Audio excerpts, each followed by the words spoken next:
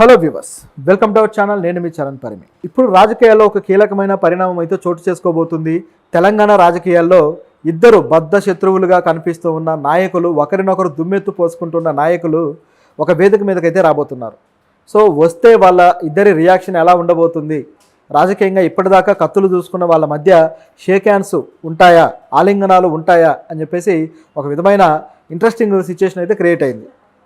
So ఎవరు ఆ ఇద్దరు నాయకులు అంటే, తెలంగాణలో రెండు పార్టీలకి కీలక నాయకులుగా ఉన్న నాయకులు. సో ఒకటి వచ్చేసి కాంగ్రెస్ పార్టీ నుంచి సీఎం రేవంత్ రెడ్డి గారు, అలాగే బీఆర్ఎస్ నుంచి కేటీఆర్ గారు. వీళ్ళిద్దరూ ఇప్పుడు ఒక వేదిక మీద కలవబోతున్నారు. సో వాళ్ళిద్దరి మధ్య వైరం పార్టీల పరంగానే కాకుండా వ్యక్తిగత దూషణలు చేసే స్థాయికి కూడా వెళ్ళిపోయింది. ఎలక్షన్స్ టైంలో చూసుకుంటే వాళ్ళిద్దరూ ఏ స్థాయిలో దూషించుకున్నారంటే, ఇప్పుడు ఎందుకు ఈ కలయికి ప్రాధాన్యత వచ్చిందంటే వాళ్ళ దూషణలు ఆ స్థాయిలో ఉన్నాయి కాబట్టి. గతంలో రేవంత్ రెడ్డి గారిని వాడు వీడు అంటూ సంబోధిస్తూ కూడా మాట్లాడారు బీఆర్ఎస్ నాయకులు కేటీఆర్.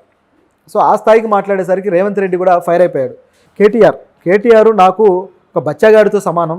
సో నేను కాలేజీ చదువుకునే రోజుల్లో పిల్ల బచ్చ నిక్కర్లు వేసుకొని తిరిగాడు. నేను రాజకీయాల్లోకి వచ్చినప్పుడు అతను అనుభవం ఎంత, అతనికి ఉండే వయసు ఎంత, విలువ ఎంత అని చెప్పేసి రకరకాలుగా రేవంత్ రెడ్డి కూడా కేటీఆర్ మీద రెచ్చిపోయారు. సో ఈ విధంగా ఇద్దరి మధ్య వారైతే జరిగింది. అలాగే ఇంగ్లీష్ విషయంలో కూడా ఎప్పుడైతే గవర్నమెంట్ ఏర్పడిన తర్వాత కేటీఆర్ గారు ఆయన ఇంగ్లీష్లో బాగా మాట్లాడతారు. సో గతంలో ఆయన ఐటీ మినిస్టర్గా ఉండి అనేక మంది డెలిగేట్స్ తోటి, ఫారిన్ కంపెనీల నుంచి వచ్చిన డెలిగేట్స్ తోటి ఇంగ్లీష్లో మాట్లాడి ఆ కంపెనీలు తీసుకురావడానికి ఆయన ఎంతో కృషి చేశారు. సో ఆయన ఇంగ్లీష్ స్పీకింగ్ అనేది చాలా పాపులర్ అయింది తెలంగాణ యువతలో. అది నిజానికి చాలా మంచి విషయం అని చెప్పాలి. ఎందుకంటే ఒక నాయకుడు అత్యున్నత చదువులు చదువుకొని రాజకీయాల్లోకి వస్తే ఆయన మాట్లాడే భాష కావచ్చు, ఆయన విజన్ కావచ్చు, ఇతర దేశాల వాళ్ళతో ఏ విధంగా ఆయన కన్వే చేస్తాడు, ఎలా మన దేశాన్ని లేదా మన ప్రాంతాన్ని డెవలప్ చేయడానికి తనకుండే కమ్యూనికేషన్ స్కిల్స్ని, నాలెడ్జ్ని వాడతాడు అనే దానికి కేటీఆర్ గారి స్పీచెస్ కావచ్చు, ఇవన్నీ కూడా ఒక ఎగ్జాంపుల్గా నిలిచాయి. అప్పుడప్పుడు యువతతోటి ఆయన ఇంటరాక్షన్ మీటింగ్స్ కానీ లేకపోతే సదస్సులు జరిగినప్పుడు కూడా చాలా అద్భుతంగా ఇంగ్లీష్లో మాట్లాడుతూ ఉంటారు. ఇది ఇలా ఉంటే, అలాగే గవర్నమెంట్ ఏర్పడ్డాక రేవంత్ రెడ్డి గారు ఆయన ఫారిన్ డెలిగేట్స్తో మాట్లాడడానికి, అలాగే కొన్ని కొత్త ప్రాజెక్టులు తీసుకురావడానికి ఆయన వెళ్ళినప్పుడు అక్కడ ఇంగ్లీష్లో మాట్లాడే ప్రయత్నంలో ఆయన అనేక సార్లు తడబడటము, సరిగ్గా మాట్లాడలేకపోవడము, నేషనల్ మీడియాతో మాట్లాడినప్పుడు కూడా ఆయన తడబాటు అనేది ఆయన్ని బాగా అవమానపరిచినట్టుగా కనపడింది. ఎందుకంటే ఆ తడబాటు చూసి బీఆర్ఎస్ నుంచి అనేక మంది లీడర్స్ కావచ్చు, శ్రేణులు కావచ్చు, ఒక రకంగా ఆయన్ని బాగా హేళన చేశారు. గుంపు మేస్త్రి వచ్చాడు, గుంపు మేస్త్రికి ఇటువంటి భాష కాకపోతే ఏం భాష వస్తుంది అని చెప్పేసి ఆయన్ని బాగా ఇన్సల్ట్ చేశారు. ఈ గుంపు మేస్త్రి అనే పదాన్ని బాగా పాపులర్ చేశారు. ఏదో సందర్భంలో రేవంత్ రెడ్డి గారు సీఎం అంటే ఏముంది, ఒక గుంపుకు మేస్త్రి లాంటోడే కదా అని చెప్పేసి మాట్లాడడంతో దాన్ని పట్టుకొని ఆయన నాలెడ్జ్ని, ఇంగ్లీష్లో ఆయనకు లేని ప్రావీణ్యాన్ని బట్టి కాస్త కౌంటర్లు వేయడం జరిగింది. ఇలా వీళ్ళిద్దరికి చాలా సందర్భాల్లో పోలికలు రావడము, వీళ్ళిద్దరిని పోల్చి ఒకరిని ఎక్కువ ఒకరిని తక్కువ చేయడం, ఈ విధంగా చేస్తూ వచ్చారు. రీసెంట్గా కూడా రైతులుగా ఏదైతే రుణమాఫీ ఉందో ఈ విషయంలో డైరెక్ట్గా రేవంత్ రెడ్డి గారికి కౌంటర్లు వేయడం జరిగింది కేటీఆర్. అదేవిధంగా ఇక ముఖ్యంగా చూసుకుంటే బీఆర్ఎస్ బీజేపీ ఒకటే అని చెప్పేసి రేవంత్ రెడ్డి చాలాసార్లు మాట్లాడడము, అదేవిధంగా కవిత విషయంలో కూడా ఇక ఈ పార్టీ తీసుకువెళ్ళి బీజేపీలో కలిపేస్తున్నారని చెప్పేసి రేవంత్ రెడ్డి పదే అనడము ఈ పార్టీకి బాగా ఇరిటేషన్ తెప్పించింది. కేటీఆర్ గారు ఎక్కడ సందు దొరికితే అక్కడ ఇక తిరిగి రేవంత్ రెడ్డి మీద దాడి చేయడానికి సిద్ధపడ్డాడు. ఆ స్థాయిలో వాళ్ళ మధ్య ఫ్రస్ట్రేషన్ పెరిగిపోయింది. ఇప్పుడు చూస్తే నిజానికి నిరుద్యోగుల సమస్య కావచ్చు, వీటన్నిటి విషయంలో నేను మీ ముందుంటాను, మీరు పోరాడండి అని చెప్పేసి కేటీఆర్ ట్విట్టర్లో డైరెక్ట్గా పెట్టడం జరిగింది.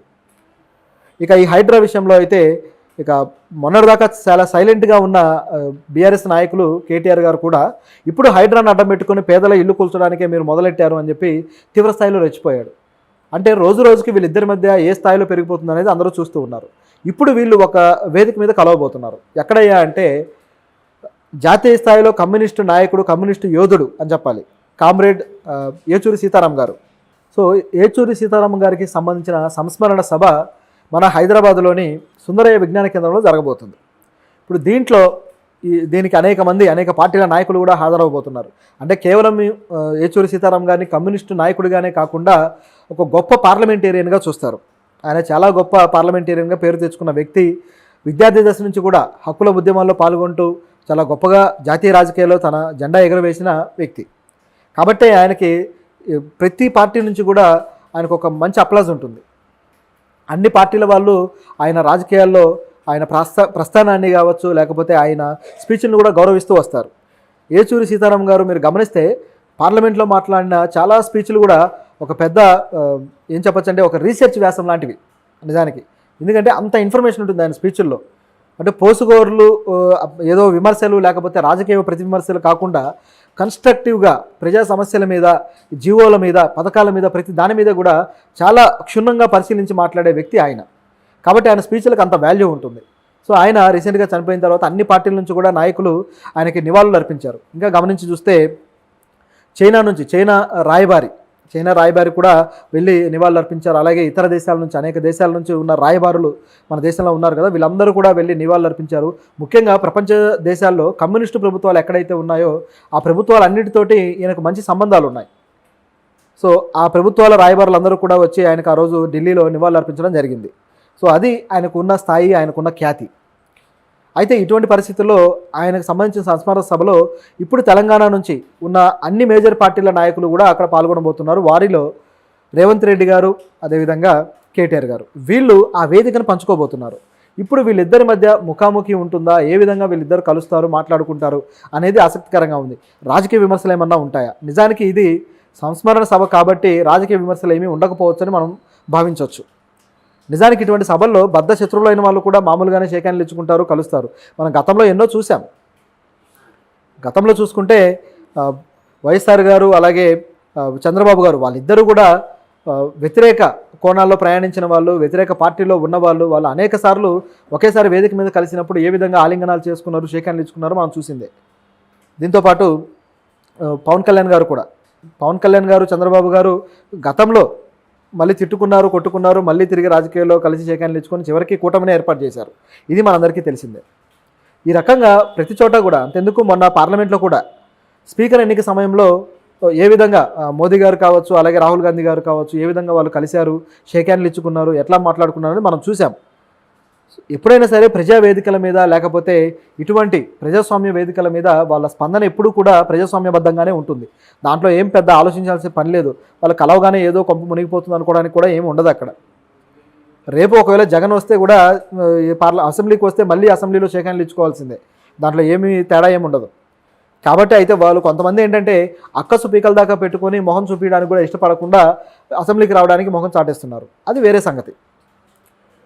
ఇటువంటి నాయకులు కొన్ని పార్టీల్లో ఉన్నారు. అక్కసు ఇక్కడ దాకా ఉంటుంది, వాళ్ళు తిరిగి మొహం చూపించడానికి కూడా ఒప్పుకోరు, దూరంగానే ఉంటూ వస్తుంటారు. అయితే ఇక్కడ ఆ పరిస్థితి లేదు. ఎందుకంటే ఇద్దరు మళ్ళీ రాజకీయంగా కలిసే అవకాశం ఉంది, షేక్ హ్యాండ్లు తీసుకునే అవకాశం పుష్కలంగా ఉంది. పైగా అదేమి వాళ్ళ పార్టీలకు సంబంధించింది కాదు, తటస్థంగా ఉన్న మరో పార్టీకి సంబంధించింది కాబట్టి ఇది ఇక్కడ ఒక లెక్కకైతే వస్తుంది. అయితే ఇందులో కూడా మనం గమనించాల్సింది ఏంటంటే ఈ పొత్తులో భాగంగా ఆల్రెడీ కమ్యూనిస్ట్ పార్టీ ఖమ్మంలో ఒక సీట్ అయితే గెలుచుకోవడం జరిగింది. కాబట్టి కాంగ్రెస్ పార్టీకి కాస్త దగ్గరతనం అనేది ఉంటుంది అని మనం చెప్పక తప్పదు. చారిత్రకంగా కూడా చూసుకుంటే కాంగ్రెస్ పార్టీకి అనేక సార్లు పొత్తులో భాగంగా కమ్యూనిస్ట్ పార్టీలు రెండూ కూడా, సిపిఎం సిపిఐ రెండూ కూడా అనేక సందర్భాల్లో కలవడము, అక్కడ సీట్లు గెలవడం కూడా జరుగుతూ వచ్చింది. వాళ్ళకు